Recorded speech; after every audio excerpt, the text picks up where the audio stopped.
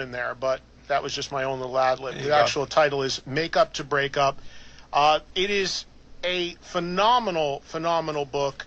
Before we get into some of the things that are in the book that I want to ask you about, tell me what it's been like that this has been out now for you for a month. You've toured around, almost like, I guess, doing a rock tour where you've gone around and done a signing tour, right? Yeah, it's been sensational. I needed a lift. It's been good. It's been a great feeling. Everything that I thought was going to happen didn't.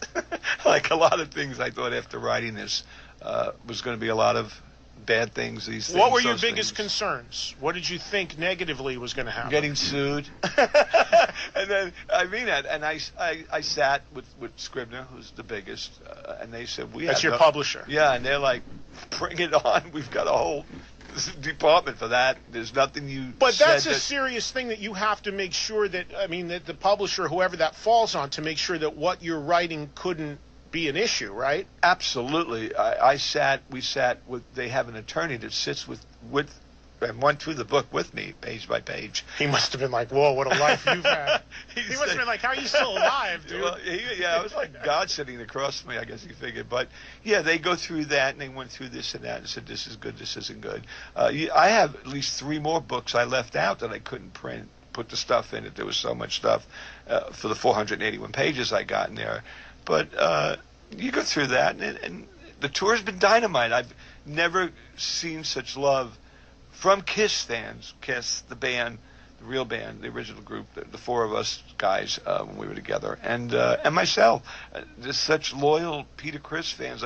I got so much like, wow, man, dude, we picked up your one of your solo albums, and Blue One Over Brooklyn really saved my heart when my mother was dying of cancer. And so I realized also that my songs that I've written through the years of my music has really made people feel great and really good. And that was a great feeling for me to really do almost like one-on-ones with these people. And the first day out to do the signing on, I think it was Fifth Avenue at Barnes & Noble, the book was sold out before we got there.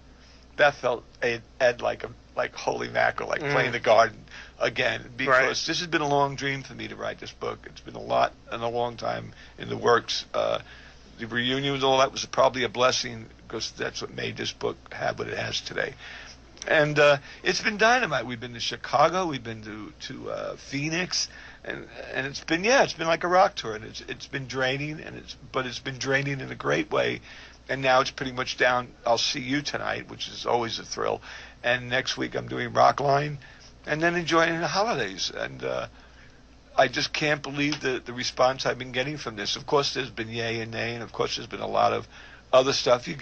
Not everything isn't great when you do a book. I'm finding out everybody's not loving it. I've got a lot of bad stuff reviews, but more better reviews than bad reviews. I think it's number 7 in hardcovers right now. Well, that's pretty good, and for sure. You know, I actually outsold Townsend, Neil Young, and my ex-2 bandmates. I think that's a good feeling, and I'm told Rolling Stone picked it as top 10 stocking stuffer. That, to me, it's just it makes me feel all those hours, those long hours, those nights of no sleep, feeling sick a lot, getting depressed a lot, getting up a lot, working with the great Larry Sloan. You were feeling that way as you were writing Absolutely. it? Because you were dredging all this stuff up again, or because... Yeah, bringing a lot of stuff that I didn't ever thought I'd talk about again. Now, how does that process work? Because your co-writer, as you said, is Larry Ratso-Sloman. Yes. And the process of actually writing this book, how long did it take you, and what does he do? Does he interview you and bring that stuff up? Because I imagine remembering this stuff is really difficult, especially through a lot of it you were, let's just say, impaired. That's a nice word. Yeah, well, we'll get into it, but you know what I'm saying? But you're right. But here's what I did that was really smart. All through the years, I dictated my life and stories into tapes. Really? I actually had thousands of tapes. Wow. Because I knew someday I would write a book. Actually, it was nice. Chris Lent showed up, and I haven't seen Chris Lent in many, many years. He worked for Kiss. He was a business manager. He wrote Kiss and Tell. Right.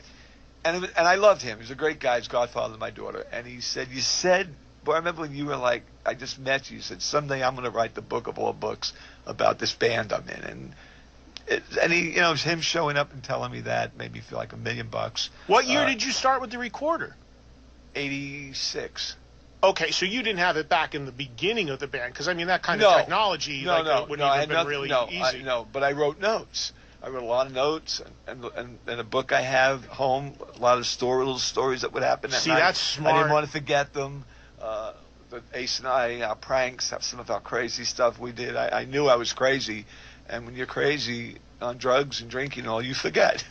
I didn't want to, because I knew I would do this book. This book to me was almost like promising my mother, I'm going to play the garden one night. And now it's so cathartic. It is also by going through that process. See, Larry was like a therapist. He took up therapy. It was really therapeutic for me, where I would say, I don't think I should say that. That's like a little nasty. That seems that seems a little uncool. And he would say, Peter, this is a one-time thing. This is your life. This is your life. Nobody else's life. You're you put this band together with the other three. You have every right to say what you want to say. Enough's been said about you. And he had thousands of remarks said about me from Gene, Paul, or Ace through the years of the put downs and the stuff of the drugs. So he was throwing some big gas on that fire. He was he knew how to pull it out of you. Yeah, he knew how to do it. Pushing the buttons. He sure did. And so I would say, but I think that's a little crude. And he'd say, oh, really? Let me read this to you. And so he would read a thing with Gene. That's where the Brooklyn street kid comes out. Son of a bitch, I'm going to punch him right back, right? Yeah, and so he said, just say it, Peter. Just get it off your chest and say it like you're telling me about it, how upsetting it was for you in that moment, in that dressing room, or that car, or that hotel. You need to say it, man. You need to tell your fans the truth. You need it for yourself to tell the truth, and trust me on this, please. And so I would say it. We'd write it that day, and we'd work, and he would go to his room, and I'd go up to bed. And there was weeks I didn't sleep thinking that he was wrong, and I shouldn't have said that. I went to a lot of emotional breakdown on a lot of things. I just thought maybe I shouldn't say. I should say, or this needs to be said and it wasn't said, or it needs to be said this way. Give me an example or two if you can. And we're talking live with Peter Criss. It's Eddie Trunk. We just got started here. The book is called Make Up to Break Up. Give me an example or two if you can of things that are in the book. So I'm not asking you to say anything that you didn't talk about, right, but things that are in your book that people have read that were the hardest for you to address and talk about. That you had those moments with your co-writer to say, man, and he really had to pull it out of you. What were the two or three toughest things to go into? Well, the whole getting back again on the reunion, I was a different guy. I just went through a divorce. I just lost my mother. I went through the earthquake, the Northridge earthquake. Everything I ever owned was ruined. I had $100,000 in my name. My face was bashed in. I still have 6 screws holding up this whole side of my face. I was a beaten guy. I was really a battered guy, and I would have done anything to make it again, or have grace with God, and please give me that one more chance because I was living in an apartment in Hollywood after living in a 22-room house and having everything a guy could ever want in his life. I had nothing at that point. The earthquake leveled anything I ever owned. Which is how your book opens. Yeah, I really thought of checking out because I thought no one cared about me anymore. I owed the IRS $3 million. I didn't have $3 million. I owed the lawyers a fortune. I had a deal also at one point with the tabloids, which was a nightmare for me. Right. So I thought I wanted to start the book at the lowest point of my life because I'm a survivor. And I am from Brooklyn. And I wanted to show from that gun in my mouth of where I am today.